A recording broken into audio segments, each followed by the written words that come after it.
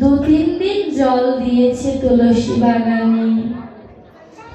চতুর্থ দিনের দিন রাগ হয়ে গিয়েছে, কলসিকে হাতে তুলেছে ভাঙার জন্য। কলসি বলছে, দাঁড়াও, কি করছো? বলছি, কেড়ে কেড়ে কথা বলে। শিষ্যের এই কথা শুনে কলসি বলছে, প্রয়োজনে কলসিও কথা বলে। এই 3 দিনে এত ধৈর্য হারা হয়ে গিয়েছো, জানো আমার এই কলসি হতে কতটা পরিশ্রম হয়েছে। তোমার যদি ধৈর্য না থাকে তুমি চলে যাও, আমায় ভেঙো না। বলছে, কলসি বলছে, জানো আমি কিভাবে এসেছি? আমি প্রথমে ফসলের জমির মাটি ছিলাম। কৃষকরা আমাকে হাল বাইয়ে সোনার ধান ফলিয়েছে। তখন ভেবেছি আমার কত মূল্য। যখন সোনার ধান শেষ হয়ে গেল, তখন আমি পড়ে রইলাম পতিত মাটি হয়ে। ভাবগুলো বুঝবেন, কলসির যে ভাবগুলো, এগুলো বুঝতে হবে। শুধু এলাম, শুনলাম, চলে গেলাম হবে না, বুঝতে হবে কথাগুলো। তো বলছে, আমি পতিত মাটি, আমাকে পাড়িয়ে যায়, কেউ আমার দাম দেয় না। তারপরে এই কুমোর, যার কাছে আমি এই সাধু বাবা কিনেছে, সেই কুমোর আমাকে জমির ওই মাটি থেকে কুড়িয়ে বাড়িতে আনলো। ভাবলাম আমার বোধহয় দাম বেড়েছে। ভাবলাম, কিন্তু একদিন পরে দেখলাম আমার সাথে জল ঢেলে আমাকে কাদা করে একদম পাড়িয়ে পাড়িয়ে আমাকে একদম আঠালো করে ফেলছে। তখন নয়ন জলে ভেসে ভেসে ভাবছি, এবারও আমার মূল্য কমে গেল। এইভাবে আমার মূল্যটা কমে গেল। ছিলাম কোথায়, এলাম কোথায়? ছিলাম কোথায় আর এলাম কোথায়? আমাকে যখন মারছে, তখন আমি গোবিন্দকে বলেছিলাম, হে গোবিন্দ, তুমি আমাকে পাঠিয়েছিলে কৃষকের জমিতে, সেখানে আমি কত ভালো ছিলাম, কত সোনার ধান ফলিয়েছি। সংসারের সাথে একটু মিলান তো। সংসারে এসেছিলাম যখন, যখন মায়ের কোলে ছিলাম, কোনো তো চিন্তা চেতনা ছিল না। সোনার ধান যেরকম দেখতে সুন্দর লাগে, আমার জীবনটা ঠিক তেমনই ছিল। কোনো চিন্তা ভাবনা কিচ্ছু ছিল না। মা বাবাই সব কিছুর সিদ্ধান্ত নিতেন। তখন ভাবতাম আমার মূল্য কত, কিন্তু যেদিন সোনার ধান শেষ হয়ে গেল, যেদিন সোনার ধান ফলা বন্ধ হয়ে গেল, যখন আমি পতিত মাটি হয়ে গেলাম, আমাকে আর কেউ জলের সেচ দেয় না। সংসারে যদি একবার ফলন বন্ধ হয়ে যায়, ভাব ভালোবাসার সেচ কোনোদিন পাবেন না। সেখান থেকে আমায় কুমোর নিয়ে গেল, নিয়ে মাটির সাথে জল মিশিয়ে আমাকে ইচ্ছা মতো পালাচ্ছে। বাবা, যখন এই দেহের সম্বল থাকে না, তখন তো আমাদেরকেও কত যন্ত্রণা, কত কষ্ট পেতে হয়। কোথায় ছিলাম আর কোথায় এলাম? ওই কাদা মাটির পাড়িয়ে পাড়িয়ে যখন আঠালো হলো, তখন কুমার আমাকে একটি কলসির রূপ দিল। কলসির রূপ দিল। তখন ভাবলাম আমার দামটা বোধ হয় একটু বেড়েছে। হরিবল, আমার দামটা বোধ হয় একটু বেড়েছে। এই সংসারে কষ্ট পেতে পেতে যখন পাথর হয়ে যায়, দুঃখেও আর কষ্ট লাগে না, সুখেও আর সুখ লাগে না। জীবনটা তখন মনে হয় গোবিন্দ কবে আমায় নিয়ে যাবে। আর এই সংসারের তিতাব জ্বালা তখন আর ভালো লাগে না। কুমার আমাকে কলসির রূপ দিয়েও ছাড়েনি গো, আমাকে আগুনে নিক্ষেপ করে আমাকে পুড়িয়েছে। এই সংসারে মোহ মায়ার কষ্টে যখন নিজেকে পাথর করে ফেলি, এই মায়ার সংসার তাতেও আমায় ছাড়ে না, দিবা নিশি আমাকে পুড়িয়ে ছারখার করে দেয়। বারে বারে মনে করিয়ে দেয় ওই প্রাণ বন্ধু ছাড়া আর কেউ নাই।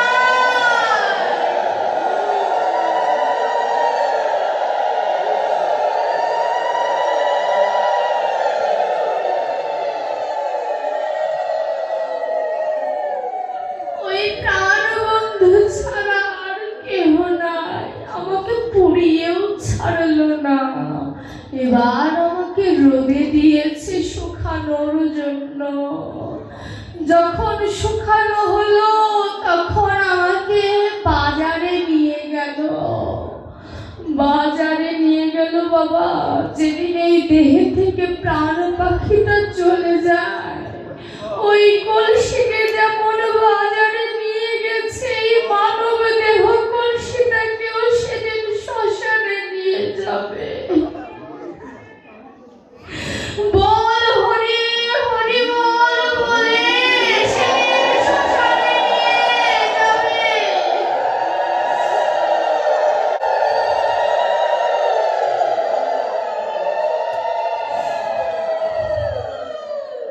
কলসি ভাবছে এবার হয়তো আমার দামটা বেড়েছে, আমায় বাজারে নিয়ে গেছে। কেউ দেখে না এই সাধু বাবাজি আমাকে পছন্দ হলো। কলসি বলছি সাধুটা আমাকে পছন্দ করেও ছাড়েনি গো। জানো কি করেছে?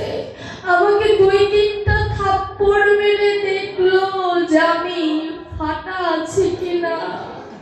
যেদিন শ্মশানে পুড়িয়ে দেবে, একটি লাঠি দ্বারা আঘাত করবে যাতে এই দেহটা ভালো করে পুড়ে ছাই হয়ে যায়। কিসের মোহ, কিসের মায়া, কিসের লালসা। একবার শ্মশান ঘুরে আসো, কত মোহ মায়া ছাই হয়ে গিয়েছে, কত মোহ মায়া ওখানে শেষ হয়ে গিয়েছে। কলসি বলছে সেখানে থেকে সাধু বাবা আমাকে এখানে এনেছে। তোমার ভেতরে যদি ধৈর্য না থাকে চলে যাও, আমাকে ভেঙো না। এই উপাখ্যানটি আমার ভাগবত গোসাইয়ের মুখে শোনা। পরিশেষে তিনি বললেন কি জানেন, এই দেহটাও একটি কলসি স্বরূপ। কেউ পারে নিজের দেহটাকে সাধুর চরণে ধুলায় গড়াগড়ি দিতে, আর কেউ বা ওই ছাইয়ের মতো শ্মশানের ধুলায় মিশে যায়। এই চরণ ধুলির কত মূল্য জানো বাবা। আমার স্বয়ং গৌর হরি, হরিদাস ঠাকুর গৌর হরির কাছে দিয়েছে। গৌর হরি কেউ কৃষ্ণ নাম নেয় না, কি করবো?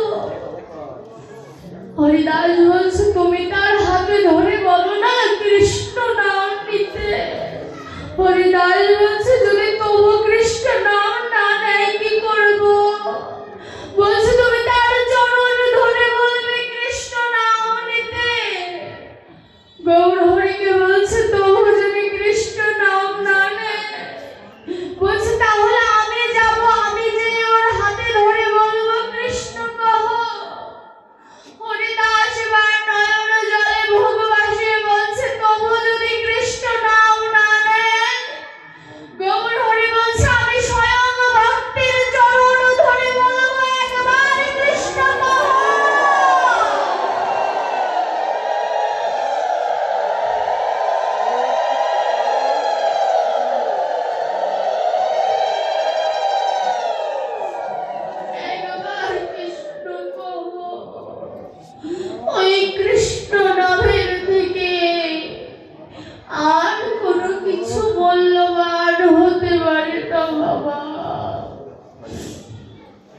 এই চরণ ধুলি স্বয়ং গৌর হরি আবার আমার গোবিন্দ তিনিও মেখেছেন আর বলেছেন এই চরণ ধুলি বড় মিঠো লাগে।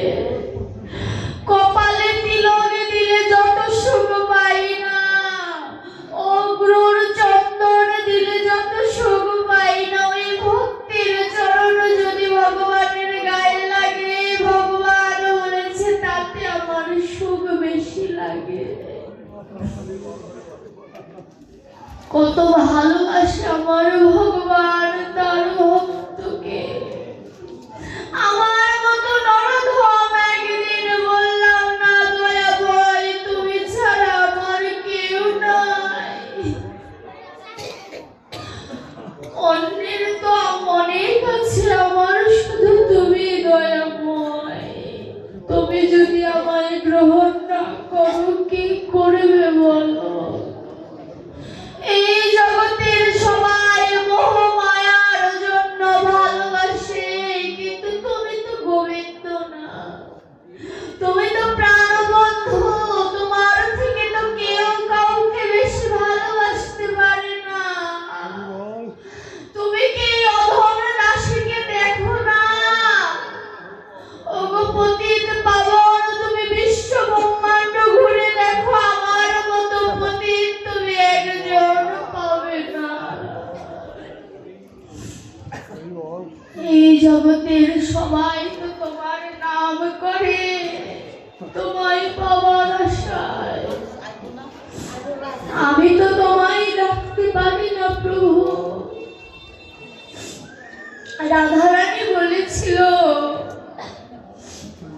বলেছিল প্রভু তোমার কাছে আমি আর কিছু চাই না। আমি কি চাইবো তোমার কাছে? তুমি আমাকে চাওয়ার আগেই সব কিছু দিয়ে দিয়েছো। তোমার কাছে আমি কি চাই জানো? তোমার ওই চরণ ছাড়া আমায় করো না। আমি তো তোমার দাসখত লিখেছি তোমার চরণে, তুমি ছাড়া তো আমার কেউ নাই। আমার দেহ মন প্রাণ সকল কিছু তোমার ওই চরণে সমর্পণ করে দিয়েছে। দয়া করে তুমি আমায় ভুলো না। সে রাধারানী ছিল বলে বলতে পেরেছে, আমরা কি বলবো? শাস্ত্র বলছে তোমরা কি বলবে জানো? বলবে যে আমি তোমায় আমার করে নেব, এই ক্ষমতা আমার নাই। কৃপা করে তুমি এই দাসীকে তোমার করে নাও। কৃপা করে আমায় গ্রহণ করো।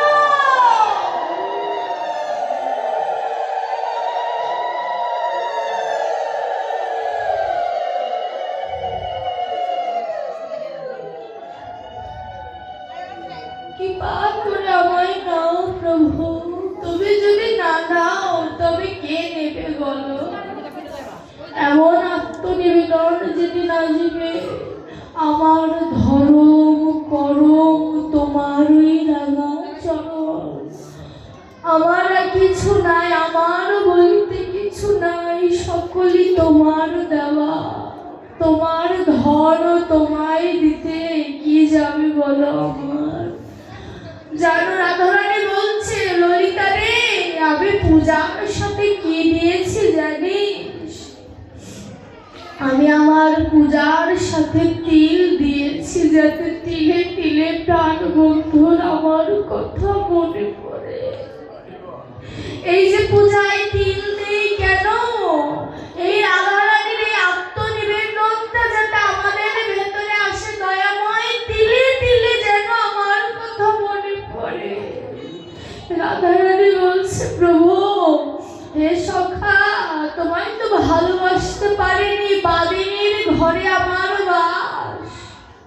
এরপরে যদি জন্ম দাও, কৃপা করে তুমি এমন ঘরে জন্ম দিও যে ঘরে যেন কৃষ্ণ কথা বলতে পারে। আর এই জগতে আমাদের এত সুন্দর করে গোবিন্দ পাঠিয়েছে, সকল কর্ম করার সময় আছে একমাত্র গোবিন্দের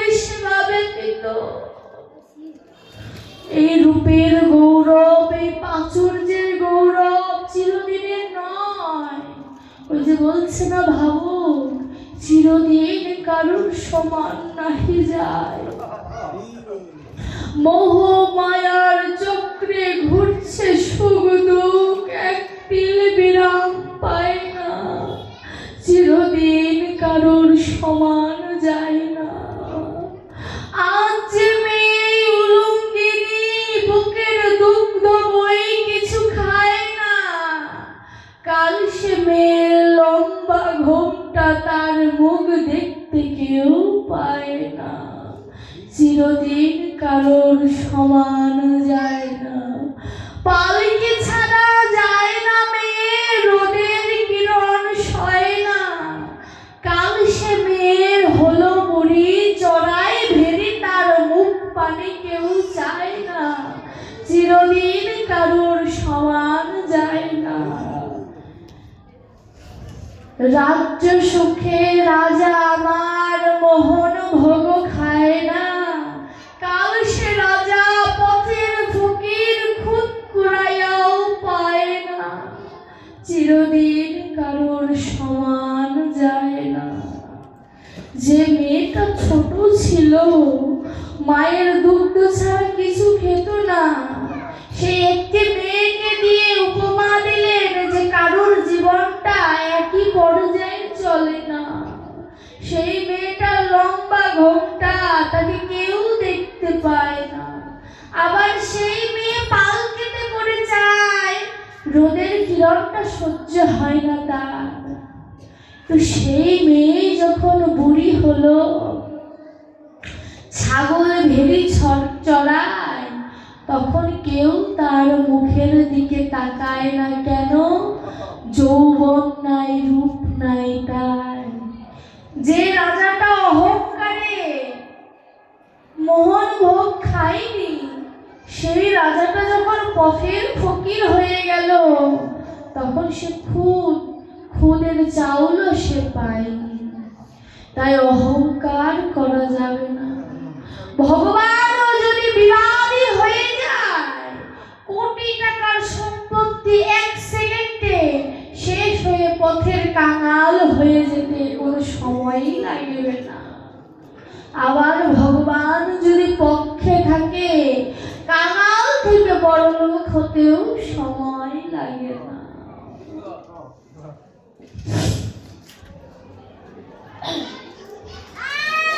এর জন্য বিশ্বাস থাকা প্রয়োজন যে ভগবান আছেন। ভাগবতের অভিনব তত্ত্ব এটাই। শাস্ত্রে বলছে ভগবান আছে, বেদে বলছে ভগবান আছে, গীতায় বলছে ভগবান আসে, ভাগবতে বলছেন ভগবান ভক্তকে ডাকে। দেখেছে না গমন গোষ্ঠী? আর আমার চৈতন্য চরিতামৃত আরো অভিনব তত্ত্ব দিল যে ভগবান আছেন, ভগবান আসেন, ভগবান ডাকেন, ভগবান ভক্তের জন্য কাঁদেন। এই যে অভিনব তত্ত্ব, যা পুরাণ কিন্তু অভিনব রূপে রয়েছে, মনে হবে যে এটাই নতুন। আমার ভাগবতের ভিতরেই উপমা দেওয়া আছে। ভাগবত শব্দের অর্থটার ভিতরে অপ্রাকৃত মধুময় লুকিয়ে আছে। কেমন? ভা শব্দের অর্থ ভাতেষু সর্বশাস্ত্রেষু। সূর্য সম হচ্ছে আমার এই ভাগবত। গ শব্দের অর্থ গতির যস্য অলৌকিকর, লৌকিক থেকে অলৌকিকে নিয়ে যায় আমার ভাগবত। ব শব্দের অর্থ বরিষ্ঠায় সর্বশাস্ত্রেষু, সর্বশাস্ত্র অপেক্ষা আমার ভাগবত শ্রেষ্ঠ। ত শব্দের অর্থ তরুণী ভবাঙ্গুধি। তরুণী শব্দের অর্থ হচ্ছে নৌকা। আমার ভগবান এমন নৌকা, আমার ভাগবত এমন নৌকা যে কোনো পাপী তাপী ভক্ত যেই হোক না কেন, একবার যদি ভাগবতের একটি শ্লোকের একটি পাদও যদি স্মরণ করতে পারে, যদি আত্মস্থ করতে পারে। ভাগবত সাক্ষী রূপে বলছে, আমি ভাগবত সাক্ষী রইলাম, আমি তাকে সাধু সাধু করে পান করে নিই। হরি বল।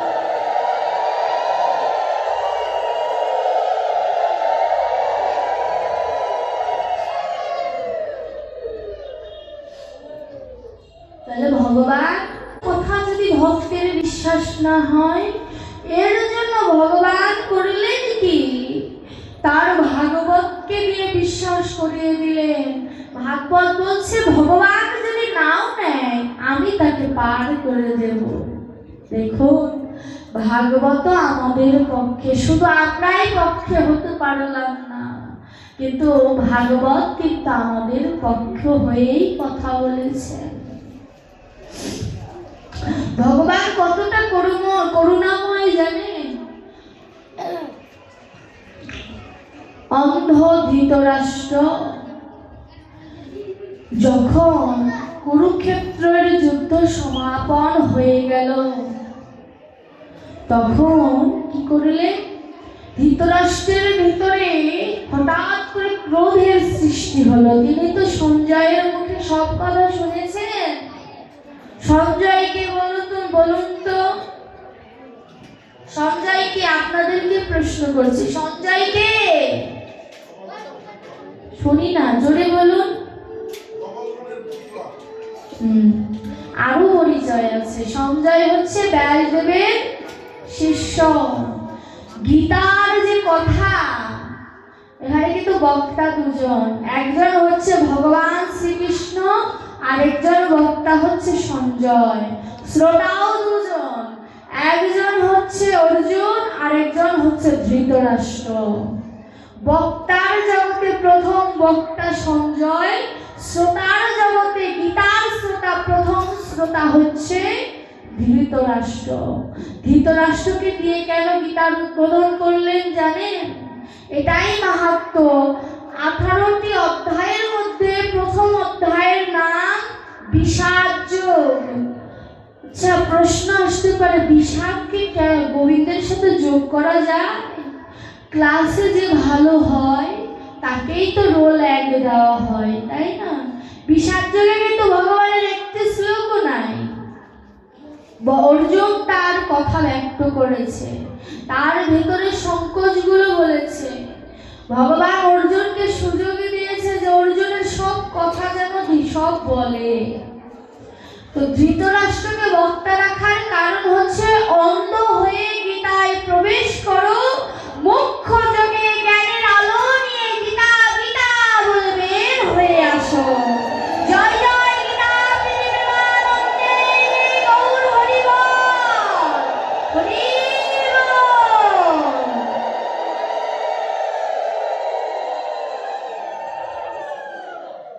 হরি বল। তো ধৃতরাষ্ট্র যখন সঞ্জয়ের ভিতরে গীতার জ্ঞান শোনার পরেও অর্জুনের জ্ঞান ফিরল, ধৃতরাষ্ট্রের ফিরল না কেন? শাস্ত্র বলছে খাদ্য অভ্যাস ভালো ছিল না, এর জন্যই। খাদ্য অভ্যাস বলতে কি বুঝিয়েছে? দুর্যোধনের ঘরে পালিত হয়েছে, তো দুর্যোধনের অন্ন খেয়েছে বলে ওই ভিতরে ধর্মটা কাজ করেনি। ধৃতরাষ্ট্র কিন্তু ভক্ত ছিল, ধৃতরাষ্ট্র জানতেন তার পুত্ররা অন্যায় করছে, কিন্তু ওই যে খাদ্য অভ্যাস ভালো ছিল না, মানে কুপুত্রের অন্ন খেয়েছে বলে গীতার জ্ঞানে অর্জুনের উদ্ধার হয়ে গেল, কিন্তু অন্ধ ধৃতরাষ্ট্রের হলো না। ধৃতরাষ্ট্র যখন শুনলেন তার 100 পুত্র মরে গিয়েছে, ভীম তার সন্তানের উরু ভঙ্গ করে তার রক্ত পান করেছে, ধৃতরাষ্ট্র ক্রোধান্বিত হয়ে তখন মনে মনে সংকল্প করলেন, ভীমকে যদি কোনোদিন সুযোগ পাই মেরে ফেলবে, কোনোদিনে যদি সুযোগ পাই মেরে ফেলবে। তো যখন যুদ্ধ শেষ হয়ে গেল, খবর পাঠালেন, ভীমকে আমার কাছে ডেকে আনো। কিন্তু আমার ভগবান তো সর্বজ্ঞানী, তিনি সকল কিছু জানেন। তিনি বুঝতে পেরেছেন যে ধৃতরাষ্ট্র কিছু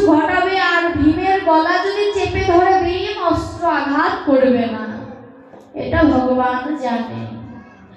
এর জন্য যখন ভীমকে ডেকে আনার কথা বললেন, তখন পঞ্চ পাণ্ডব সহ ভগবান শ্রীকৃষ্ণ ধৃতরাষ্ট্রের কাছে গেলেন।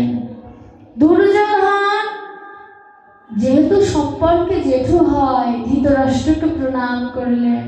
প্রণাম করা মাত্র ধৃতরাষ্ট্র বললেন, ধৃতরাষ্ট্র বললেন, যুধিষ্ঠির, আমি তো তোমাকে ডাকিনি, তুমি কেন এসেছো? আমি ভীমকে ডেকেছি। অন্ধ হলেও স্মৃতিশক্তি তার প্রখর, স্পর্শ জ্ঞান তার প্রখর। যখনই এমন করে বলেছে, ভীম সামনে এগিয়ে যাচ্ছে। ভগবান শ্রীকৃষ্ণ একটি নকল ভীম ধৃতরাষ্ট্রের সামনে দাঁড় করিয়ে দিলেন। ধৃতরাষ্ট্র কি করেছে? ওই ভীমকে এমন ভাবে বুকের মধ্যে আঘাত করেছে যে ওই নকল ভীম মুহূর্তের মধ্যে ধূলিসাৎ হয়ে একদম ধূলিকণায় পরিণত হয়ে গিয়েছে। এবার হু হু করে ধৃতরাষ্ট্র কান্না করছে। কেন কান্না করছে? দেখবেন অনেক সময় অন্যায় করার পরে ভিতরে বৈরাগ্যের সৃষ্টি হয় যে কাজটি করা আমার ভালো হয়, অপরাধ হয়ে গিয়েছে। অনেক সময় এই অন্যায় সংকোচ বোধটা ভেতরে আসে। তো যখন ধৃতরাষ্ট্র এরকম নয়ন জলে কাঁদছে আর বলছে, আমি তেমনটা করতে চাইনি, কিন্তু আমি আমার ক্রোধকে সংবরণ করতে পারিনি। এখানে জীব শিক্ষা, ক্রোধ কখনো ভালো কিছুই বয়ে আনে না, এটা হচ্ছে জীব শিক্ষা। ভগবান শ্রীকৃষ্ণ যখন ধৃতরাষ্ট্রকে স্পর্শ করলেন, ধৃতরাষ্ট্র বলছে, মাধব, আমি যে বড় অন্যায় করে ফেলেছি, আমি যে ভীমকে হত্যা করে ফেলেছি, আমার মোটেও উচিত হয়নি, আমি কিন্তু চাইনি, কিন্তু আমি আমার ক্রোধকে সংবরণ করতে পারিনি।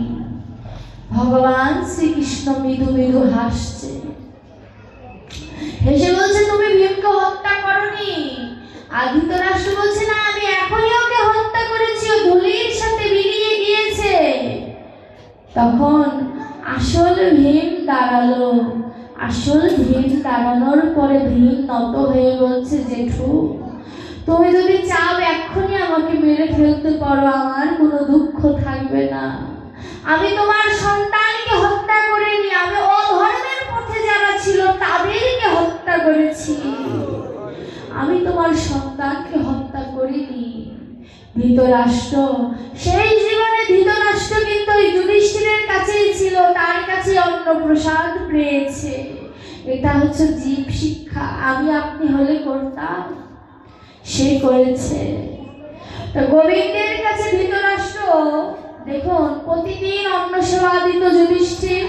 যুধিষ্ঠিরকে একদিন বলছে, যুধিষ্ঠির, আমাকে একটু মাধবকে ডেকে দিতে পারিস? মাধবের সাথে আমার কিছু কথা আছে।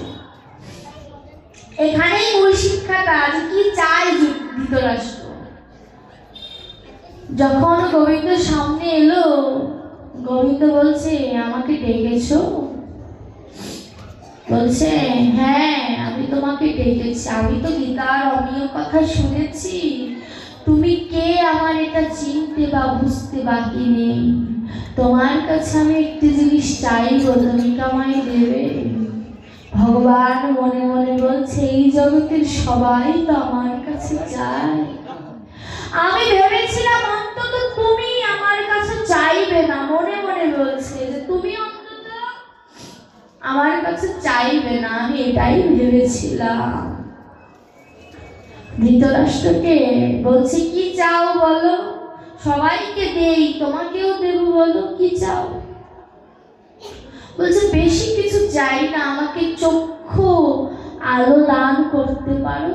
বলছে, ও, তুমি এই পৃথিবীকে দেখবে বলে তুমি চোখে আলো যাচ্ছ? বলছে, আলোটা আগে দে না, এত প্রশ্ন করিস কেন, আলোটা দে। ভগবান চৈতন্যময়, অচৈতন্যের উপরে স্পর্শ করলে সেটা কি আর অচৈতন্য থাকতে পারে?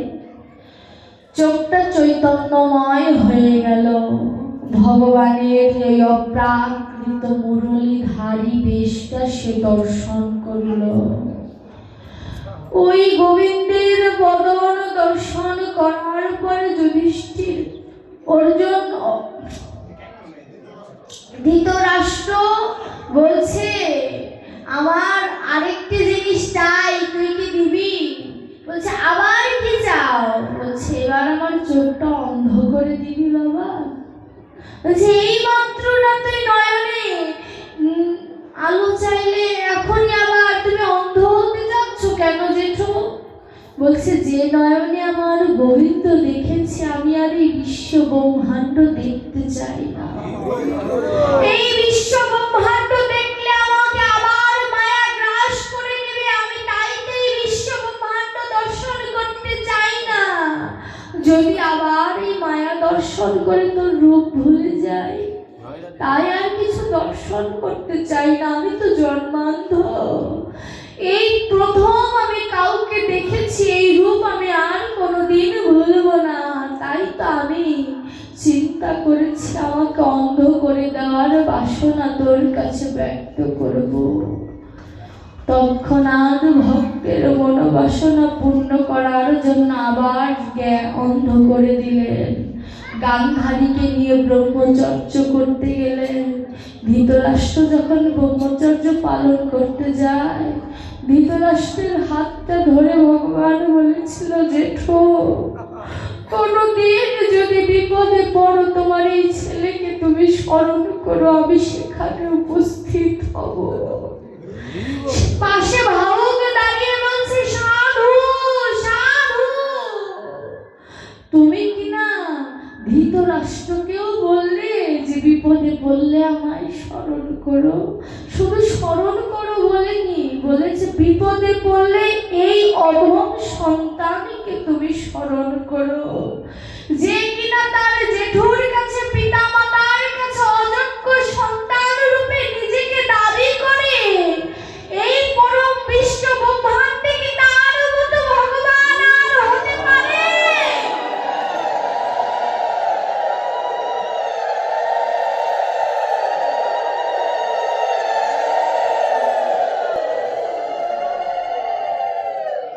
তার মতো কি আর কেউ হতে পারে? এই জগতের সবাই আমরা বলি আমি উত্তম, আর যে কিনা সর্বাধিক উত্তম সে বলছে আমি অধম। আর আমি কিনা নিজেকে উত্তম বলে দাবি করি। যোগ্য সন্তান ছিলেন ভগবান। যখন এই যে ভাগবতের গাভী দহন লীলার সময়, গাভী দহন করতে যাবে ভগবান, বাবাকে বলছে, নন্দরাজকে বলছে, ও বাবা, দাদা তো দায়িত্ব নিল, আমায় কোনো দায়িত্ব দিবে না। সুখদেব গোস্বামী বলছে, যে কিনা বিশ্ব ব্রহ্মাণ্ডের সবকিছুর দায়িত্বের ভার যার কাছে, সে কিনা বাবার কাছে আদো আদো করে বলছে, ও বাবা আমাকে দায়িত্ব দেবে না। নন্দরাজা বলছে, দায়িত্ব নিবি? নিবি দায়িত্ব, ধর আমার চরণের পাদুকা। আমি বললাম না, চরণের পাদুকাটা তোর মাথায় নে, তোকে দায়িত্ব দিলাম, জুতো যেন পড়ে না যায়। গীতায় বলেছে না যে যথামাং প্রপদ্যন্তে তাং স্থৈব ভজম্মহং। আমি যে যেভাবে আমাকে ভজনা করে আমি তাকে সেভাবে ভজন করি। আমাকে নন্দরাজ পিতা রূপে পুত্র রূপে ভালোবাসে, তাই তো আমি তাকে পিতা জ্ঞান করি। ভগবান পাদুকা দুটো মাথায় না, মাথায় নিলে তো পড়ে যাবে, বুকে নিয়ে বলছে, আমার ভক্তের পাদুকা কত কঠিন, যদি ওই পাদুকার বদলে যদি আমার দেহটা বিছিয়ে দিতে পারতাম। ভগবান বলছে, পাদুকা তো অনেক কঠিন, আমার ভক্তের চরণের নিচে যদি আমার এই দেহটা পেতে দিতে পারতাম। ভগবান তার ভক্তকে কত ভালোবাসে, না হলে কি এমন কথা বলতে পারে? এই জগতে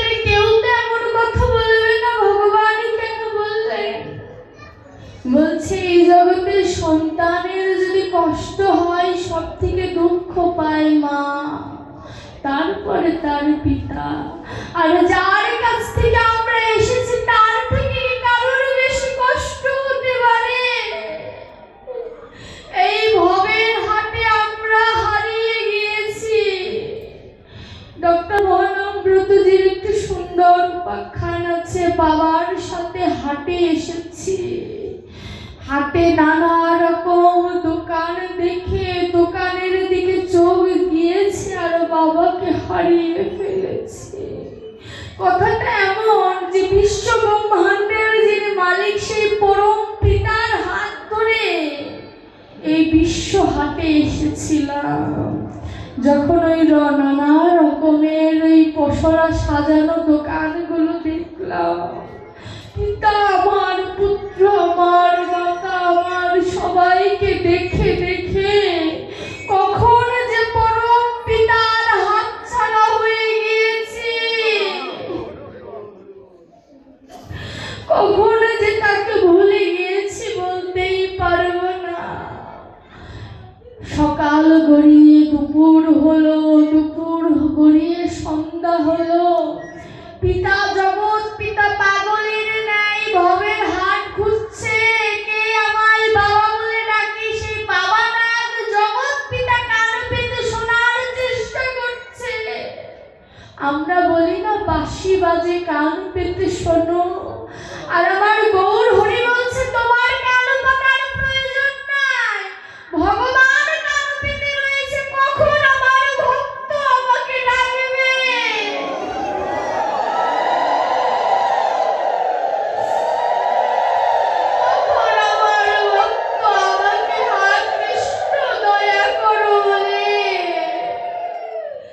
দু নয়নের জল ছেড়ে আমায় ডাকবে।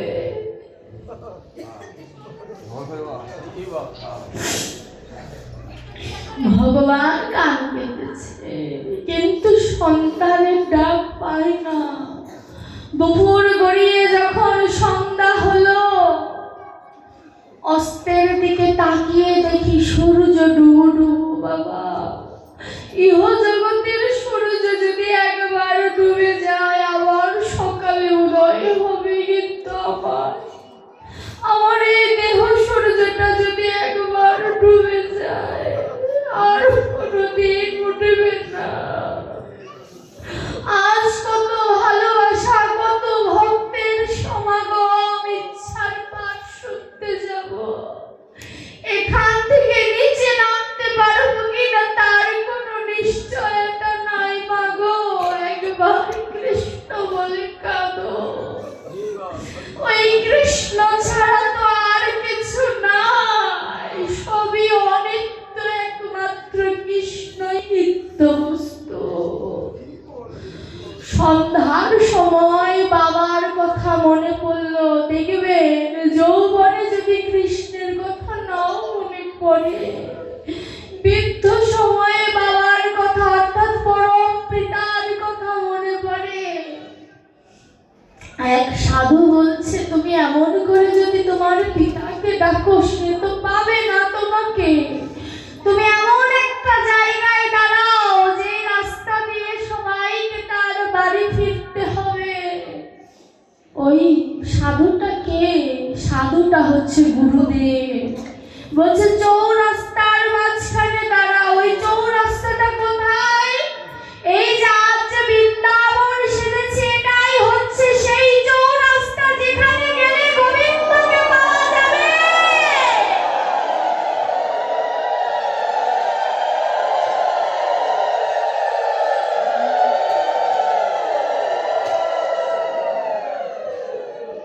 এখানে আসলে আমার জগৎ পিতাকে পাওয়া যাবে। কে বলতে পারে আপনাদের এত ভক্তদের মধ্যে আমার ভগবান বসে আছে? কোন এক রূপে ভগবান হয়তো আপনাদের মধ্যে বসে তার কৃষ্ণ কথা শুনছে। আমার বদনটা হয়তো শুদ্ধ নয়, কিন্তু কৃষ্ণ নামটা তো শুদ্ধ। ভগবান তার আমাকে দেখবে না, তার ভক্তদের দেখবে, আমায় দেখবে কেন?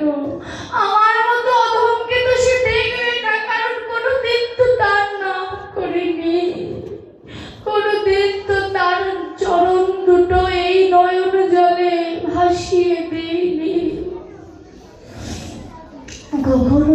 বলিনি দয়াময়, তোমায় যে সেবা করব সেই অধিকার তো আমার নাই। তুমি কৃপা করে দিয়েছো তাই করি, তবু তো তোমার চরণে এই দেহটা নত হয় না। এমন করে যেদিন আত্মনিবেদন হবে সেই দিন আমার ভগবান আসবে। আজ সংসারের কত ব্যস্ততা দেখাচ্ছি, একবার চিন্তা করুন। ভগবানকে আজ বলছে আমি তো ব্যস্ত তাই তোমার পাঠে যাই না, তোমার কীর্তনে যাই না। একবার চিন্তা করুন তো, এই বৈতরণের ঘাটে যদি ভগবান বলে আমি ব্যস্ত, তোমায় পার করার সময় আমার নাই, কি হবে বুঝতে পেরেছে?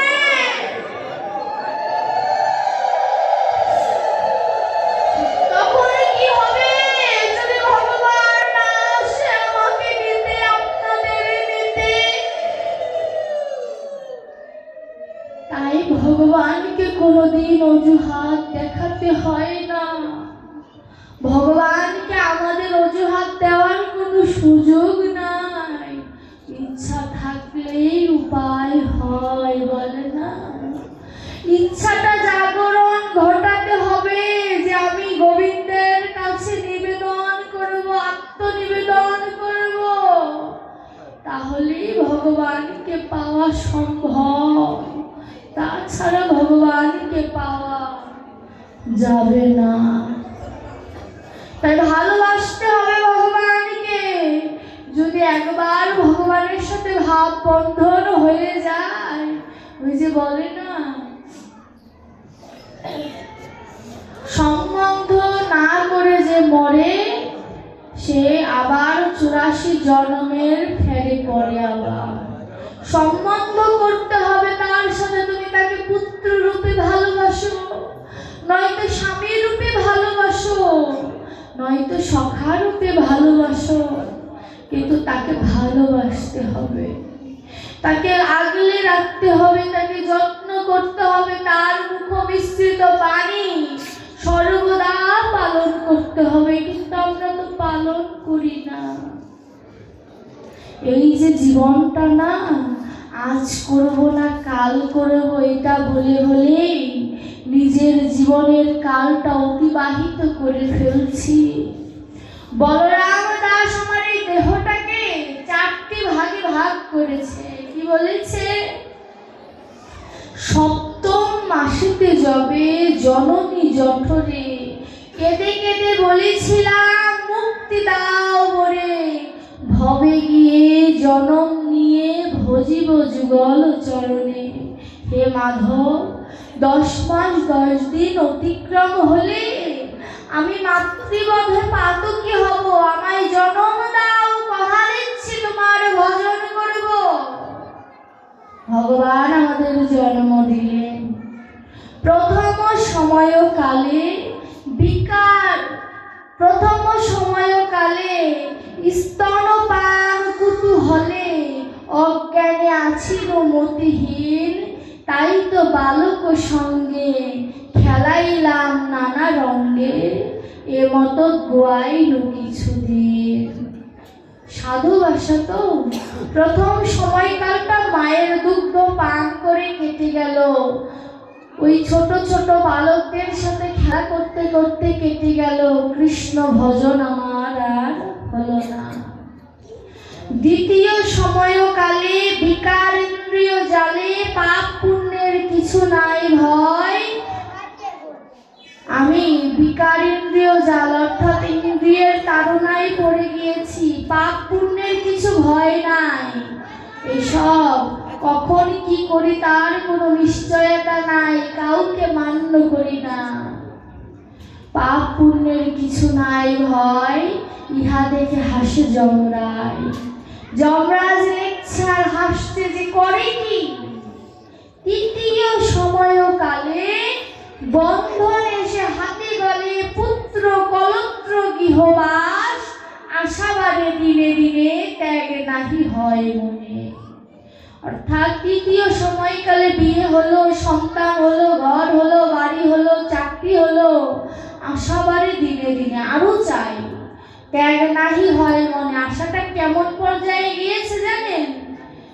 বুড়ি হয়ে গিয়েছি, তারপরও ভগবানকে বলি, ভগবান আর কিছু চাই না, নাতির বিয়েটা যেন দেখে যেতে পারি।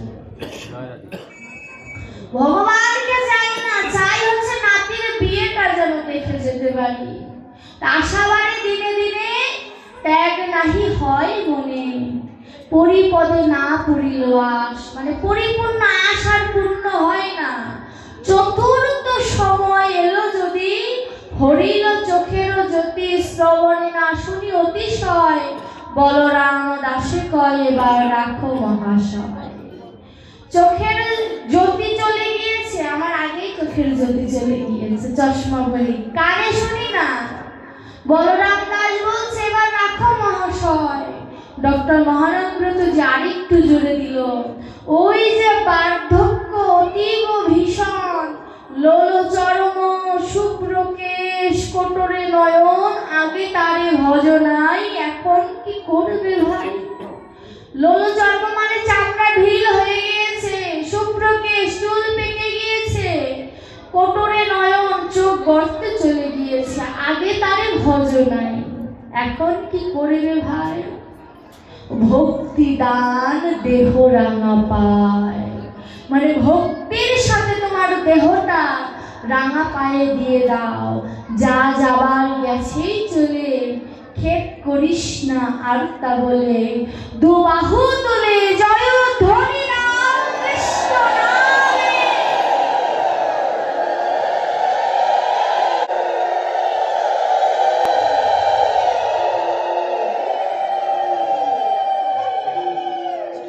দুবাহু তুলে যা যাবার তো চলেই গিয়েছে, তা তো আর কোটি টাকার বিনিময়েও ফেরত পাবো না। যা চলে গিয়েছে তা নিয়ে আর আক্ষেপ করো না।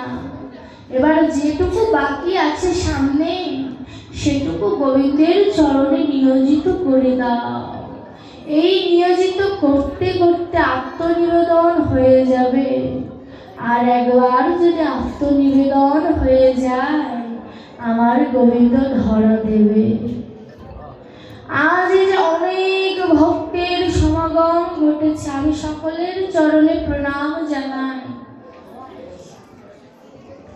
কিন্তু যদি বলি একদম সৎ সাহস নিয়ে, কজন আজকে আমার সম্পূর্ণ কথা শুনেছে? হাত তুলো তো।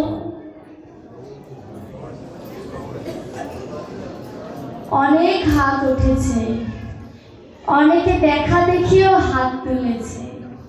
আমি অনেক দূর পর্যন্ত দেখছি না, এখানে যারা হাত তুলেছে তারা সত্যি সত্যিই শুনেছে। কিন্তু শুনতে হবে কেমন করে? যেন শোনার পরে এখান থেকে যেন কিছু ঘরে নিয়ে যাওয়া যায়, যেন ঘরে নিয়ে গিয়ে পালন করতে পারি, তেমন করে শুনতে হবে। এই শুনতে শুনতে এই কৃষ্ণ নামটা এত আকর্ষণীয়, এমন ভাবে আকর্ষণ করবে যে হরিদাসকে যখন বেত্রাঘাত করছিল, বারে বারে বলছিল কৃষ্ণ নাম ত্যাগ করো। হরিদাস বলেছিল আমি নাম ত্যাগ করতে চাই, নাম তো আমায় ত্যাগ করে না। এই যে মহান উক্তি, এই উক্তিটা তখন আমাদের আপনাদের জন্য প্রযোজ্য হবে যেদিন ভজনটা প্রখর হবে, যখন ভজনটা আমার গাঢ় পরিণত হয়ে যাবে। কীর্তনটাকে শুনতে হবে কেমন করে জানেন? যে কীর্তনই আমার স্বভাব, কীর্তনই আমার ধ্যান, কীর্তনই আমার জ্ঞান, এমন ভাবে শুনতে হবে। আমরা আজকাল একটি কথায় বিশ্বাসী হয়ে গিয়েছি যে ভগবানকে প্রসাদ খেলেই ভগবানকে পাওয়া যায়, তাই না বাবা? আমরা সংসারে জীব যারা, তারা কোথায় যাব তাহলে? গৃহস্থরা কোথায় যাব তাহলে? এই প্রশ্নটা অনেক জায়গায় করে। আজ আমাকে একজন ভক্ত করেছে, সে তার নাম দিতে না করেছে, যে আমরা গৃহস্থরা কোথায় যাব। প্রশ্নটা আপনাদেরও ঠিক না? অনেকের প্রশ্ন কিন্তু এই কথাটা, যে প্রসাদীরা যদি ভগবানকে পায়, যারা প্রসাদ গ্রহণ করি না তারা কোথায় যাব? প্রশ্নটা কিন্তু অনেক কঠিন প্রশ্ন। প্রসাদ গ্রহণ করতে হবে, এটা সত্য। কারণ এই যে নিরামিষটা আহার কেন করি আমরা জানি? যাতে নিরামিষ, বিজ্ঞান বলে নিরামিষ খেলে কামনা বাসনার যে উদ্দীপনটা ঘটে এটা কম হয়, এর জন্য নিরামিষ খেতে হয়। কিন্তু প্রসাদ খাওয়ার আগে আমার কিছু নিয়ম আছে। যেমন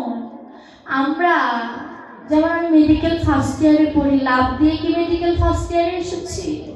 পিএসসি দিতে হয়েছে, জিএসসি দিতে হয়েছে, এসএসসি দিতে হয়েছে, ইন্টার দিতে হয়েছে, তারপরে দুটো মিলে 9 হতে হয়েছে, তার উপরে পরীক্ষা দিতে হয়েছে, তার উপরে 5000-এর মধ্যে টিকতে হয়েছে। প্রসাদী হওয়ার আগে এরকম পরীক্ষা দিতে হবে। গৃহস্থরা যদি না থাকতো তাহলে মন্দিরের এত দান ধ্যান করতো কারা?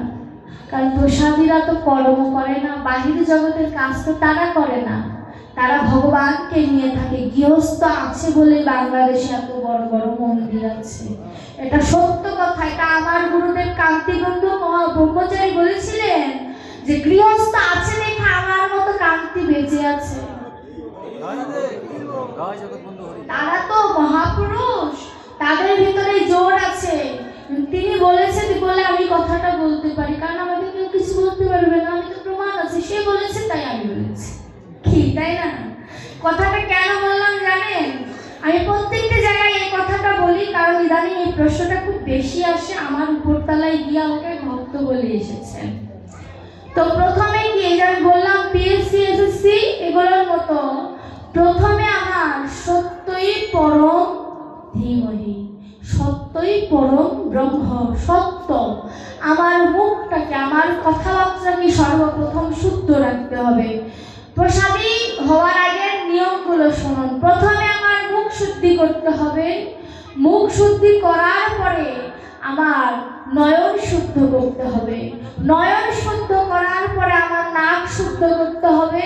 নাক শুদ্ধ করার পরে আমার কর্ণ শুদ্ধ করতে হবে। কর্ণ শুদ্ধ করার পরে আমার হস্ত শুদ্ধ করতে হবে। হস্ত শুদ্ধ করার পরে আমার চরণ শুদ্ধ করতে হবে।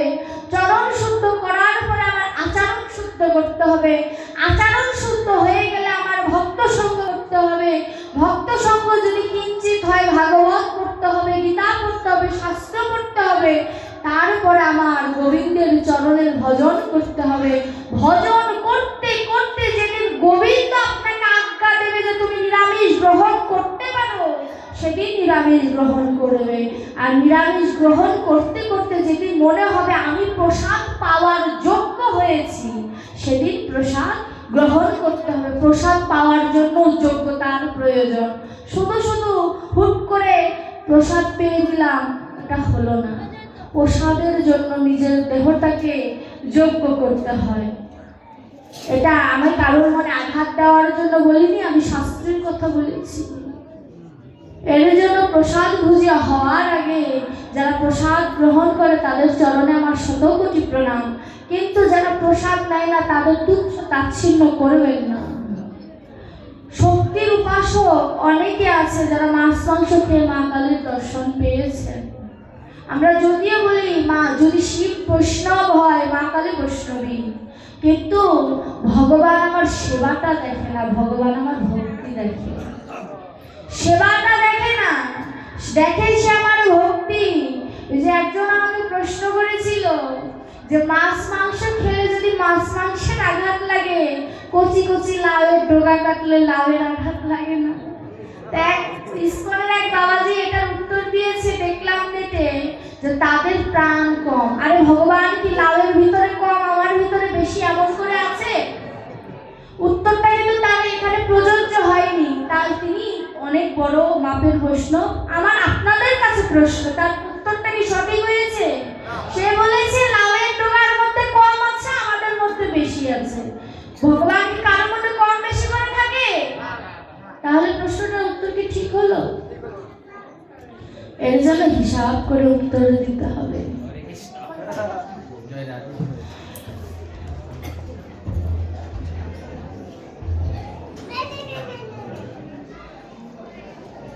হরে হরিবল। আচ্ছা, এর জন্য এই যে আমার ছোট বোনকে দিয়ে বলছি, ওর যখন 11 দিন হয়ে যায় তখন আমি ওর গলায় তুলসীর মালা পরিয়ে দিয়েছি। কেন জানেন? আমাদের বর্তমান সমাজটা এত খারাপ, আমরাই করতে চাই না। আর 15 বছরের পরের জেনারেশনটা কেমন হবে? আমরা সবাই তুলসী মালা পড়েছি তো? হাত তুলি তো একটু দেখি। বাবা হরিবল, অনেকে পড়েছে। যারা পড়েননি তাদের উদ্দেশ্যে বলবো, এই যে আমি এসে পুজো দিলাম, এখানে পেয়ারা আছে, বড়ই আছে। এখন কি আপনারা এগুলোকে এভাবে বলবেন? পূজার আগে ছিল বড়ই পেয়ারা, এখন পূজার পরে এটার নাম হয়েছে কি? প্রসাদ। কেন? তুলসী পত্র দিয়েছি তাই হয়েছে প্রসাদ। আমার দেহটা মানুষ, কিন্তু প্রসাদী দেহ কখন হবে? ওই তুলসীর মালা যখন আমি আমার অঙ্গে ধারণ করব, আমার দেহটাও গোবিন্দ প্রসাদে পরিণত করে দেবে।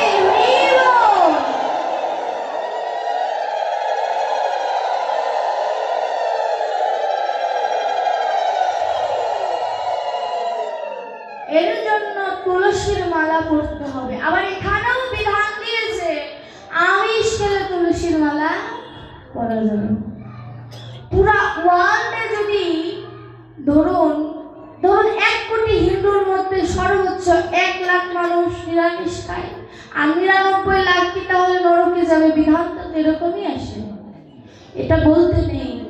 গৌর হরি বলেছে, আমার নাম যে নেয় সে ভক্ত, তুমি কে তাকে অভক্ত বলা? গৌর হরি বলেছে, চৈতন্য চরিতামৃতের কথা। তাহলে তুলসীর মালা আমাকে জানিয়ে দেবে। তুলসীর মালা একটি বিবেক। এই তুলসীর মালা আমাকে জানিয়ে দেবে যে আমাকে ধীরে ধীরে আচরণটাকে ঠিক করতে হবে, আমার খাদ্য অভ্যাসকে পরিবর্তন করতে হবে। আগেই যদি ভয়ে তুলসীর মালা না পড়ি, ভগবান আমার বিবেকটা জাগরণ ঘটাবে কোথা থেকে? তাই না? হিরণ্যকশিপু কখন ভগবানের কাছে যখন ছেদন হলেন তখন তার চৈতন্য হলো, তাই না? এই যে দেখুন, কংস যখন মৃত্যুবরণ করে তখন তার চৈতন্য হলো। মরার আগে চৈতন্য না হয়ে একবারে আস্তে আস্তে চৈতন্য হওয়া ভালো। এর জন্য ভজনটাকে হৃদয়ে ধারণ করতে হবে। তারপরে আবার একটা কথা আছে, আমি এগুলো বলি, আমি তো নিজে ব্রাহ্মণ ঘরের সন্তান, একটু ব্রাহ্মণদের সম্পর্কে বলি। আমাদের মধ্যে একটা অহংকার আছে, আমরা ব্রাহ্মণরা অনেক সময় অনেক কথা বলে ফেলি। বলি কি না? আমি বলি দেখে আমাকে কেউ কিছু বলতে পারবে না। আমি একটা কথা বলি, বাহিরে ব্রাহ্মণত্ব ফলাওয়ার যাই করো না কেন, শিবা সাঙ্গিনার মধ্যে কোনো ব্রাহ্মণত্ব চলবে না। এখানে উঁচু নিচু সবাই সমান। কি তাই বলেছে, সমদর্শন করো। সমদর্শন যে করে তারে বলি বৈরাগ্য। আর বৈরাগ্য যার ভিতরে হয় সে হয় বৈরাগী। বৈরাগীর ঊর্ধ্বে যেজন যায় সে হয় বৈষ্ণব। বৈষ্ণব যে হতে পারে, ভগবান বলে চরণে তার প্রণাম জানাই। ভগবান বলেছে তার চরণে প্রণাম জানাই। আমার ভাগবত গোসাই বলছে, বর্ণ কয়টি? ব্রাহ্মণ, ক্ষত্রিয়, বৈশ্য, শূদ্র। প্রত্যেকের মধ্যে এই 4টি বর্ণ আছে। কেমন? আমি যখন ভাগবত গীতা অধ্যয়ন করি তখন আমি ব্রাহ্মণ। যখন আমি আমার ষড়রিপু 6টা রিপুর সাথে যখন যুদ্ধ করি তখন আমি ক্ষত্রিয়। যখন আমি ভগবানের সাথে প্রেমের বেচাকেনা করি সেটা হচ্ছে বৈশ্য। আর যখন আমি ভক্তের সেবা করি তখন আমি শূদ্র। তাই এই 4টি বর্ণ বাহিরে না, এই 4টি বর্ণ আমার ভেতরে আছে। তাই ওই যে বলে না, কোথা খুঁজিছ ঈশ্বর, ওই মন্দিরে ভগবান বেশিক্ষণ থাকে না।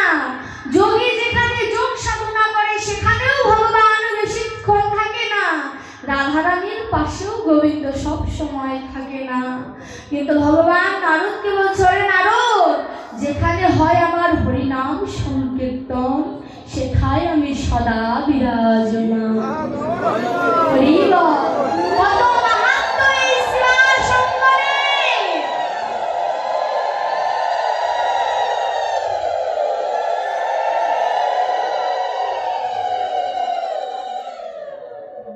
তাহলে শ্রীবাসঙ্করের কত মাহাত্ম্য। আবার আরেকটা প্রশ্ন আসে, এটা আমাকে বিল্লমঙ্গল বাবাজি বলেছে, প্রত্যেকটা পাঠে যেন আমি এই কথাটা বলি, মেয়ে মানুষের ব্যাসাসনে বসা নিষেধ। এই কথাটা ব্যাক সাউন্ড এসেছে, তিনি আমাকে বলেছে মামনি এই কথাটা সব জায়গায় বলবে, কারণ জানার দরকার আছে ব্যাসাসনটা কাকে বলে। মায়েরা যখন হরি বলে, এইদিকে লক্ষ্য রাখুন, মায়েদের পক্ষের কথা তো, মন দিয়ে শুনুন। ব্যাসাসন কাকে বলে? ঘরের মধ্যে যখন আমি একটি কি বলে ওটাকে আসন পেতে সেখানে গীতা পড়ি, ওটাও ব্যাসাসন। তাহলে মায়েদের পূজা করা উচিত কি না? উচিত না তো, তাই না?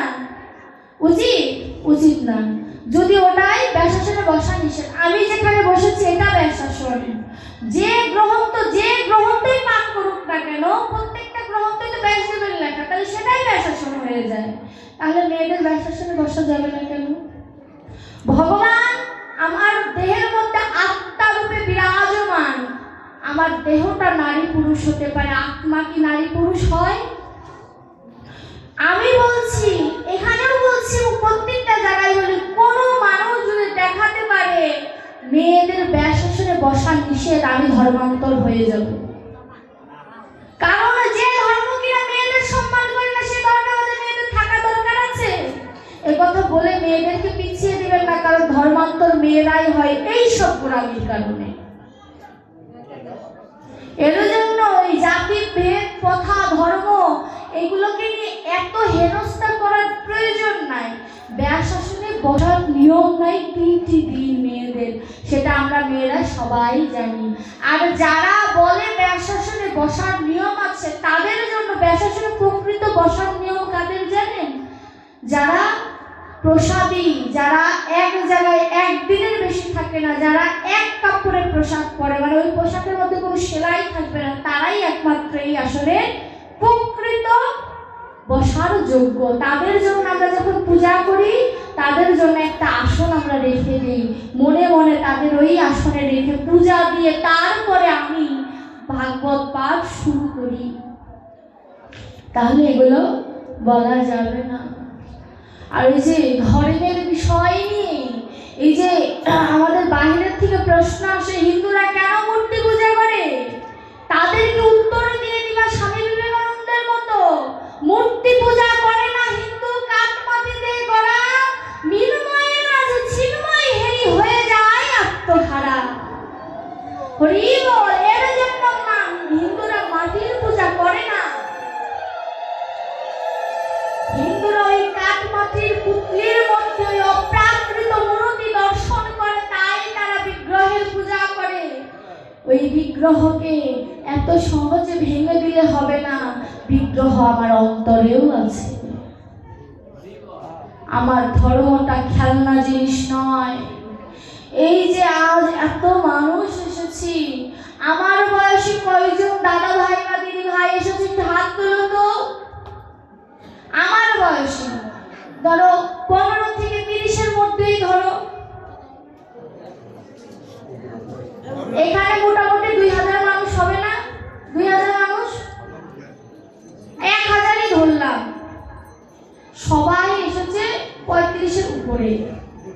আমি একটা কথা বলি, কথাটা আপনাদের হয়তো খারাপ লাগতে পারে, কথাটা বাস্তব। যাদের 3 পা শ্মশানে চলে গিয়েছে, 1 পা রয়েছে, তারা এখন ধর্মের খুঁটি নাকি আমাদের মতো মানুষরা ধর্মের খুঁটি? আপনারা যখন চলে যাবেন, ধর্মের দায়িত্বটা কে নেবে চিন্তা করেছেন? ছেলেকে মেয়েকে ঘরে বসিয়ে রাখেন পড়ালেখা করার জন্য, আমার থেকে তাদের পড়ালেখা বেশি না।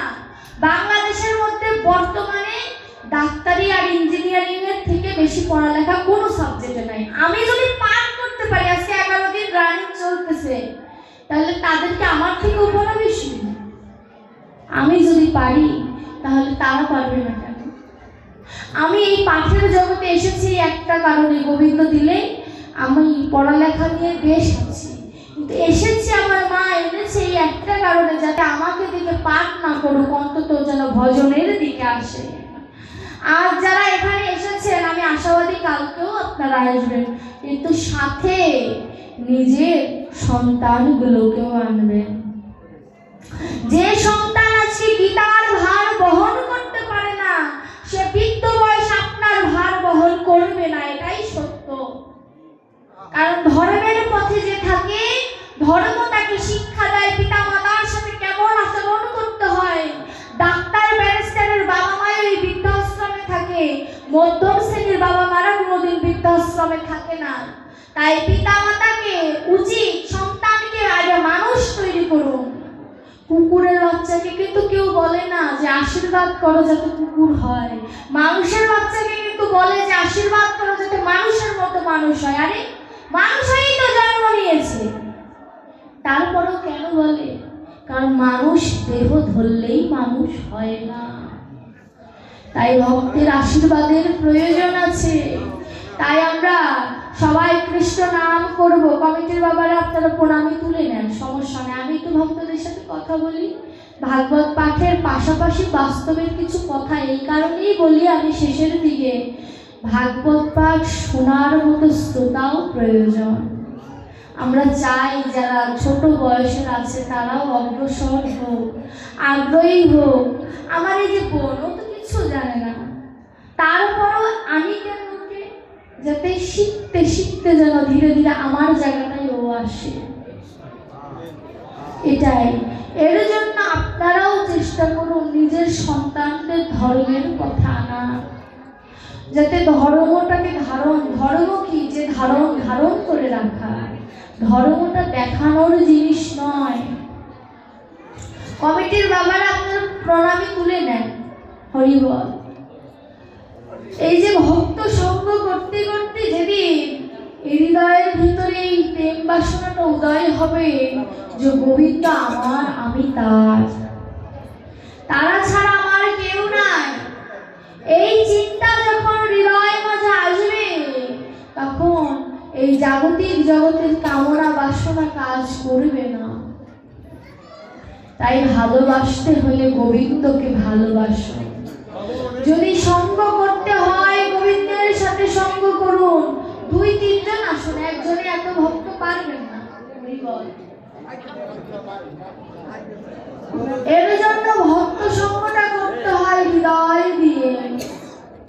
সুখদেব গোস্বামী যখন পরীক্ষিত মহারাজের সাথে ভাগবতী আলোচনা করছিলেন, তখন বললেন যে দয়াময়, সুখদেব গোস্বামীকে বলছে প্রণামী দিতে গেলে কথা বলার প্রয়োজন নাই, কথা বন্ধ রেখে আপনার কাছে আসবে, আপনি তখন প্রণামী দেবেন।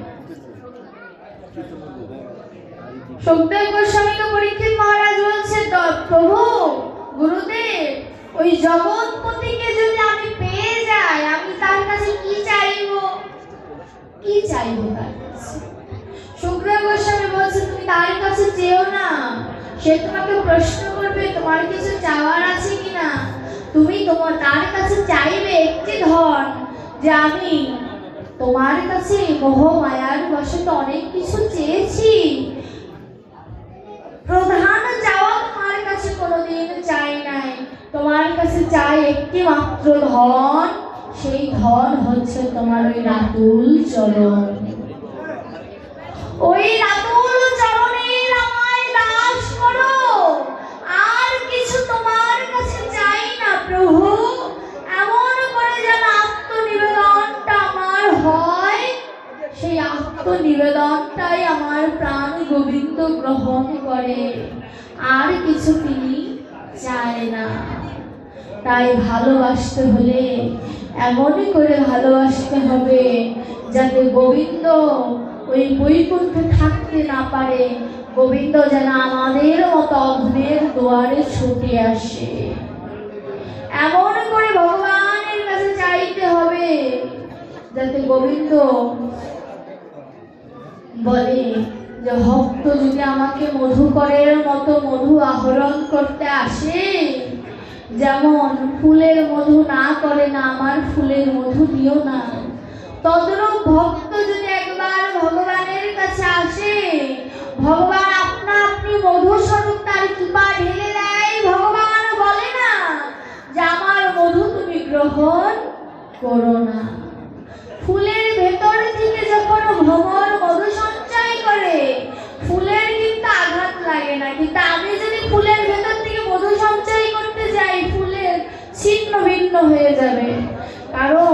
মধু পায় কারা ভ্রমর যারা। ভ্রমরের গুণ আছে তাই ওইভাবে সঞ্চয় করতে পারে। ঠিক ভক্তদের ওই ভ্রমরের ন্যায় যদি দেহ ধারণ করতে পারে, আজ নয়তো পরো জন্মে গোবিন্দ তাদের কাছে ধরা দেবে।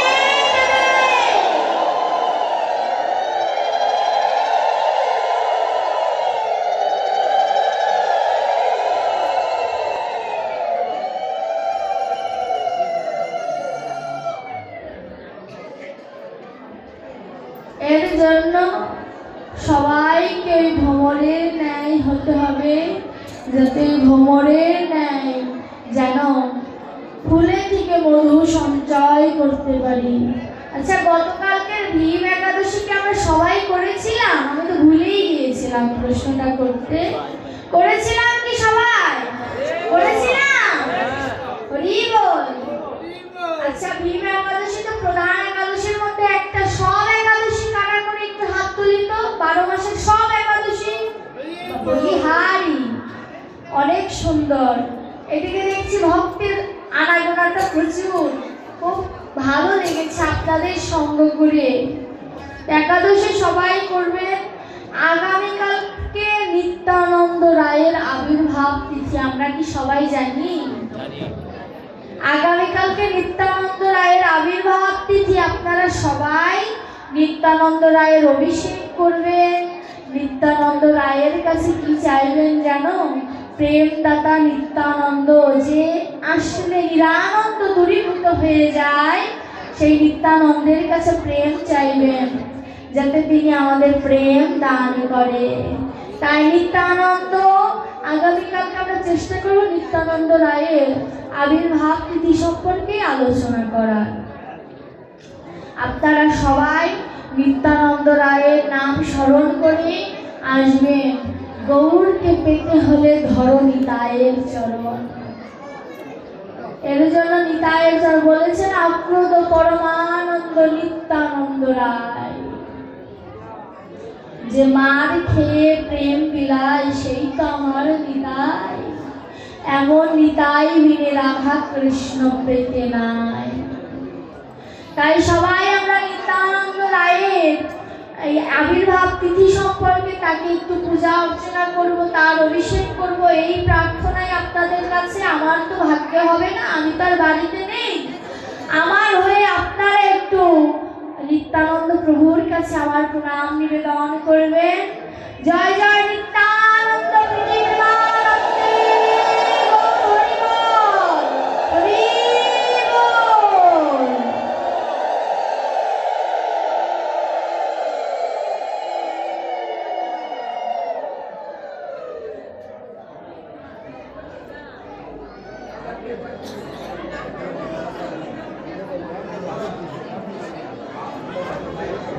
আপনারা কেউ উঠবেন না, ভাগবত বিশ্রামন্তের কীর্তন করবে আমার দাদুরা সবাই মিলে। আপনারা ভাগবত বিশ্রামন্তের কীর্তন শ্রবণ করবেন।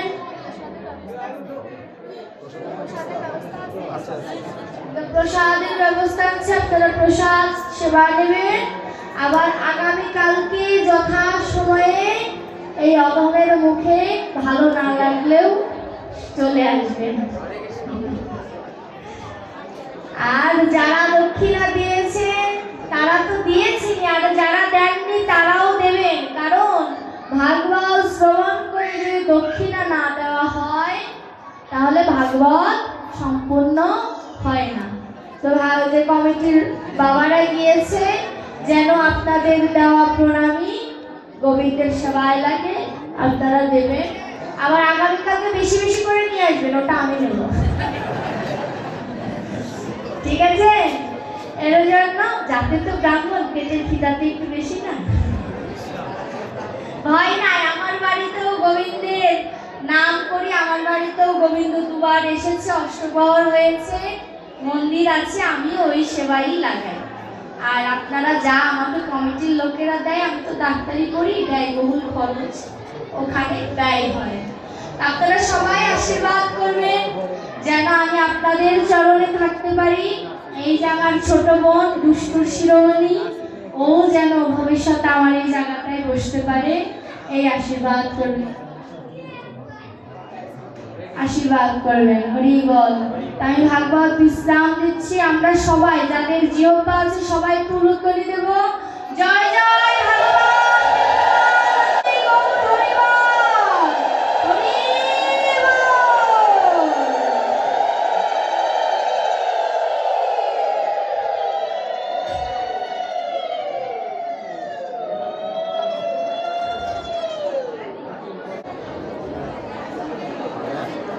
বিশ্রাম কীর্তন করো।